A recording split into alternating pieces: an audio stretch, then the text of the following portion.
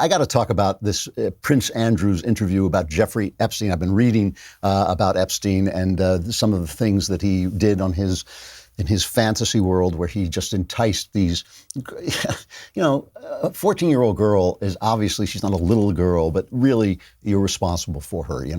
We adults have to take care of people when they're that age. They can't think for themselves. They can't negotiate through the halls of power. People with a lot of money can control them, especially if they're girls without a lot of power. This is a horrible, horrible thing that was being done.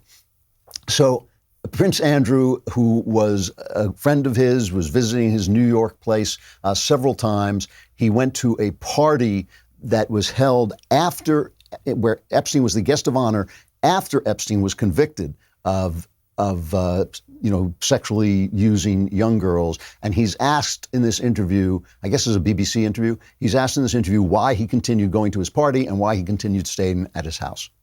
If there was a party, then I'd know nothing about that. You were invited to that dinner as a guest of honour? Well, I was there, so there was a dinner. I don't think it was quite as you might put it, but yeah, okay, I was there at a dinner, yeah. I'm just trying to work this out, because you said you went to break up the relationship, and yet you stayed at that New York mansion several days. I'm wondering how long... But I was doing a number of other things while I was there. But you were staying at the house of a convicted sex offender.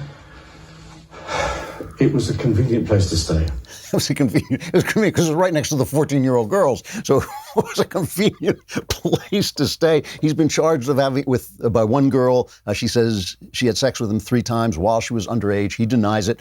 But the thing about this is, and everybody is making fun of this disastrous interview. But let us not forget, right? Let us not forget ABC News spiked. We at least have this video of Amy Robach through Project Veritas, the anchor woman at ABC News, saying they spiked her research and her story on Jeffrey Epstein.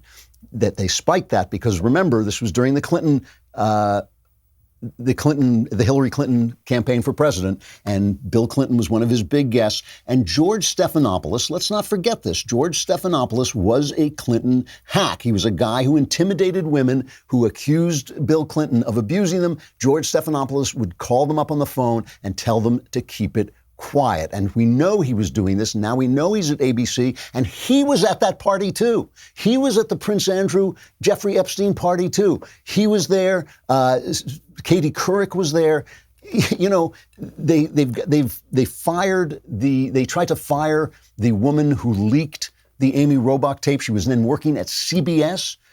And she didn't do it. It turns out she didn't do it, but they thought she did. So CBS fired her for ABC. ABC is now in a witch hunt for the person who leaked this thing. I mean, who else was at this party? Woody Allen was there. Woody Allen, who signed a petition to free Roman Polanski that was circulated by Harvey Weinstein. What I'm telling you is this thing is all of them. It is all of them. And it is our press. And our press is so corrupt. Matt Lauer was operating in NBC, and suddenly they're shocked to find that he's pressing a button and locking the door and attacking a young woman until she fainted and had to be given medical attention. All of these guys are now telling us that our president is no good. We've got to get rid of our president. And what a wonderful show, and how moved they are by, Marie Yovanovitch's touching testimony. And then they start insulting Elise Stefanik. They call her trash. This is we are in a corrupt system. We're in a corrupt system. The news is being delivered to us by some of the most corrupt people in the country, people who abused women, abused their privileges, abused the people who didn't have power around them. And all I'm saying is we in the center have to stay clean. We have to stay away from these lunatics, both on the right and the left. And we have to defend the only thing that matters here, which is not Ukraine, not interagency consensus, but your freedom and mine.